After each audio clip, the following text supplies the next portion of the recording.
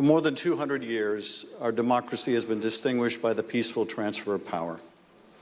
When an American raises their right hand and takes the presidential oath of office, they are transformed from an ordinary citizen into the most powerful person in the world, the president. This is an awesome power to acquire. It is even more awesome when it is handed on peacefully. When George Washington relinquished the office of the presidency, it set a precedent that served as a beacon for other nations struggling against tyranny. When Ronald Reagan described it as a kind of miracle in the eyes of the world, he was exactly right.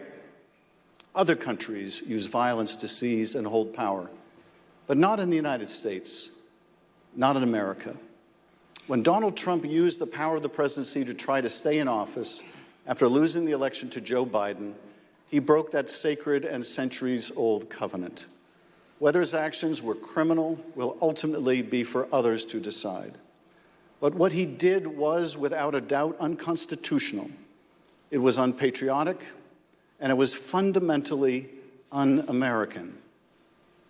And when he used the power of his presidency to put the enormous pressure on state, local, and local elections officials and his own vice president, it became downright dangerous. On January 6th, that pressure became deadly. Ruby Freeman said the president is supposed to protect every American, not target them. And she is right. If the most powerful person in the world can bring the full weight of the presidency down on an ordinary citizen who is merely doing her job with a lie as big and heavy as a mountain, who among us is safe? None of us is. None of us. In city councils and town councils, on school boards and election boards, from the Congress to the courts, dedicated public servants are leaving their posts because of death threats to them and to their families. This is not who we are. It must not become who we are. Our democracy held because courageous people like those you heard from today put their oath to the Constitution above their loyalty to one man or to one party.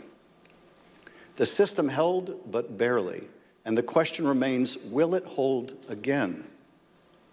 If we are able to communicate anything during these hearings, I hope it is this: we have been blessed beyond measure to live in the world's greatest democracy. That is a legacy to be proud of and to cherish, but it is not one to be taken for granted. That we have lived in a democracy for more than 200 years does not mean we shall do so tomorrow. We must reject violence. We must embrace our Constitution with the reverence it deserves, take our oath of office and duties as citizens seriously, informed by the knowledge of right and wrong, and armed with no more than the power of our ideas and the truth, carry on this venerable experiment in self-governance. Thank you, Mr. Chairman.